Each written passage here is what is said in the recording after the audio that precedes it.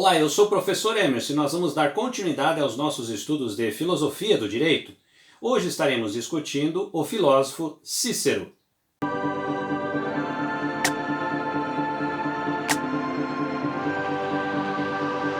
Prezados alunos, é um grande prazer estar aqui novamente com vocês e nós vamos então dar continuidade aos nossos estudos de filosofia do direito.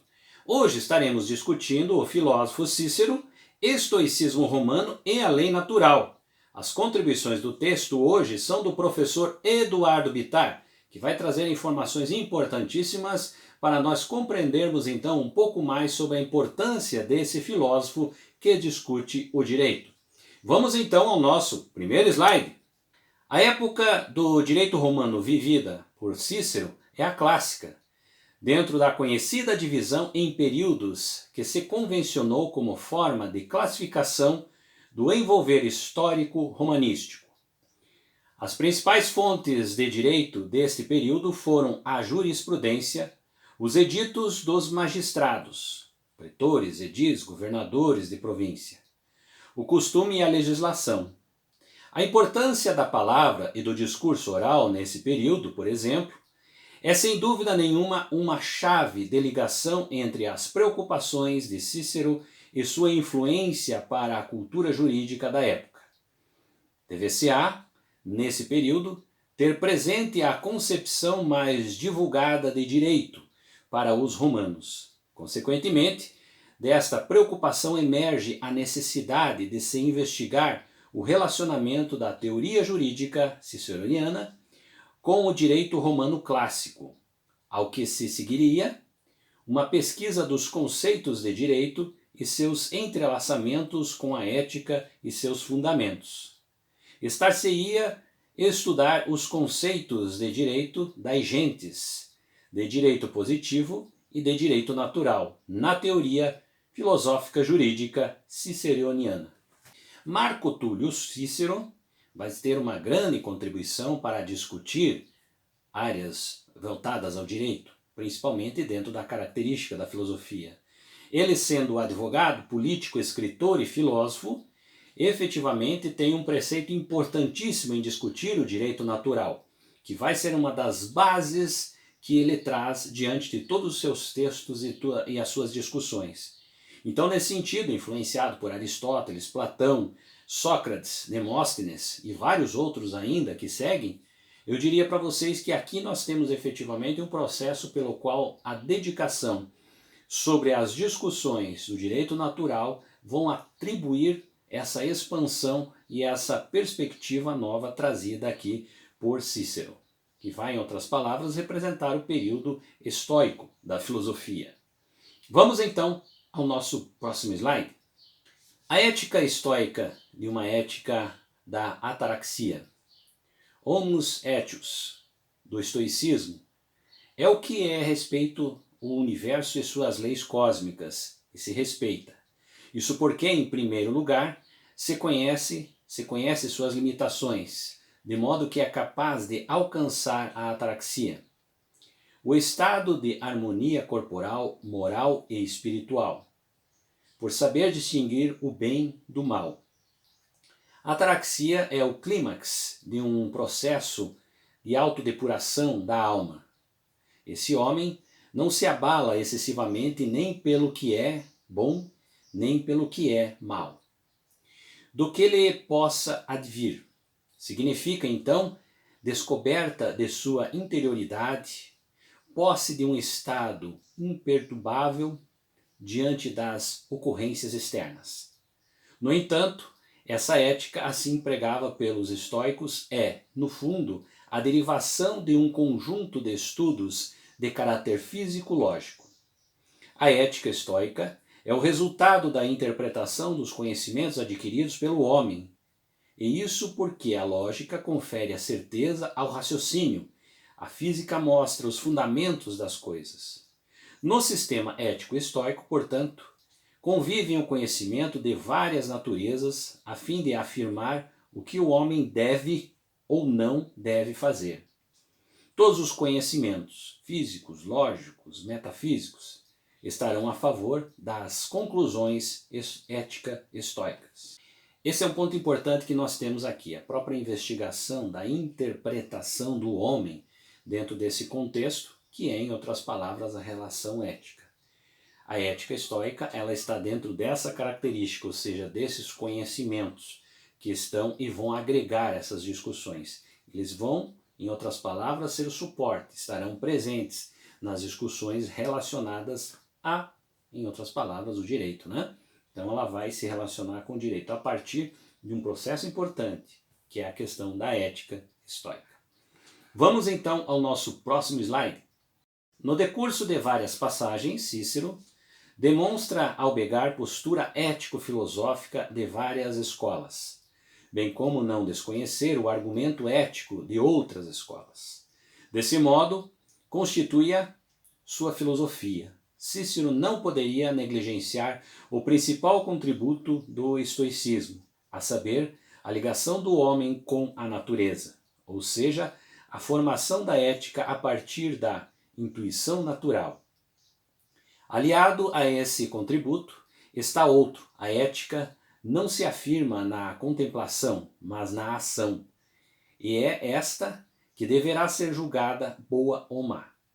Não se pode chegar a outra medida senão a que diz que a justiça não é inata, mas se trata de uma conquista prática da ação humana. Assim, Cícero não se atém a descrever pura e simplesmente o direito romano de sua época, ou suas raízes culturais, mas sua raiz e fundamentos naturais, dentro de uma prospecção tipicamente filosófica.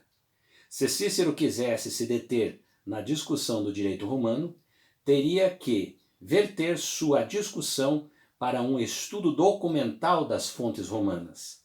Mas sua vontade expressa textualmente é outra, a saber, discutir o que depende da incerteza, da especulação e não da certeza documental. É claro que nessa característica das discussões do direito natural, né, a partir dessa relação que o próprio texto traz, a intuição natural, né, e com certeza a natureza da relação com o homem, ela vai, em outras palavras, a partir do processo da especulação, a partir do processo da discussão, a partir do processo da interpretação. Então, nesse sentido, nós temos um contexto que vai, em outras palavras, fugir um pouco somente da característica como ele cita documental. Então, vamos para o lado que da racionalidade, que vai estar presente dentro desse contexto também. O que, em outras palavras, vai ser o atributo à defesa dessa intuição natural, né, que é discutida aqui por Cícero. Vamos então ao nosso próximo slide. A justiça como uma das virtudes cardeais, portanto, haverá de ser uma decorrência também de um sistema natural. É com inspiração das leis naturais que haverão de surgir as leis humanas. Uma vez surgidas, será com base nas leis naturais que haverão de se orientar e se corrigir. Para que se possa iniciar um estudo acerca da República do Direito e de suas manifestações, há que se principiar pelo que seja a lei. Para que se possa iniciar um estudo acerca das leis, ter-se-á, então, que se iniciar um estudo sobre a natureza e as leis naturais, não se podendo deixar de lado um estudo sobre a natureza humana. De fato, de acordo com esses propósitos, podemos citar: temos de explicar a natureza do direito e buscaremos a explicação no estudo da natureza do homem. A lei é a razão suprema da natureza, que ordena o que deve se fazer e proíbe o contrário. Essa mesma razão, uma vez confirmada e desenvolvida pela mente humana, se transforma em lei. Se tudo isto é certo, como creio que é, de um modo geral, então, para falar de direito, devemos conhecer a lei. E a lei é a força da natureza, e o espírito é a razão do homem, dotado de sabedoria prática. É o critério do justo e do injusto. Cícero traz essa característica de se dedicar efetivamente a estudar a lei natural e, a partir dessa lei natural, a lei dos homens. Então, dentro dessa característica, ele vai efetivamente decorrer todos os seus textos, todos os seus escritos, né? Entendendo a supremacia da lei da natureza e, a partir dela, a lei do homem. Esse é o contexto que ele passa para nós aqui, quando ele vai efetivamente discutir o tema em seus textos. Vamos então ao nosso próximo slide. As virtudes são estimuladas pela lei natural e os vícios são repreendidos por ela. É ela que, primeira racional, pura, absoluta, imperativa, deve ser a escolta para os atos humanos e não qualquer outro tipo de frágil convenção humana. É esse conjunto de preceitos que guia o homem na consecução de seus fins pessoais, que são, coincidentemente, também fins sociais. É a sociabilidade a condição natural humana, de modo que a organização do Estado, das leis, da justiça, são condições para a realização da própria natureza humana.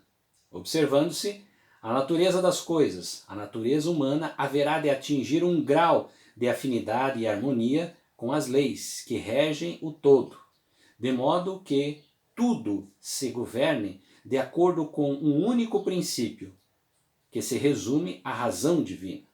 Dessa forma, o que se tem é uma ética do dever, constituída na base da lei natural, cuja finalidade reside em guiar e governar o todo. Dessa ética decorre a observância aos preceitos morais e jurídicos, a um só tempo, dada a fusão em que se apresenta. É com a República que surge a felicidade humana.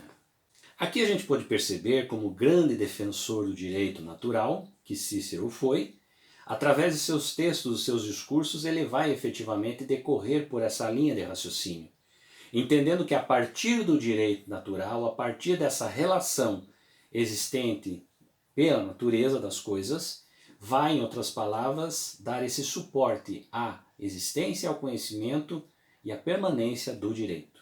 Nesse sentido, nós temos então essa uma das características importantíssimas que trazemos aqui por esse filósofo Cícero, que representa esse período histórico. A todos vocês, espero que tenha contribuído para conhecer um pouco mais sobre esse filósofo e as suas contribuições e discussões sobre o direito a partir da filosofia. Nos encontramos no nosso próximo vídeo.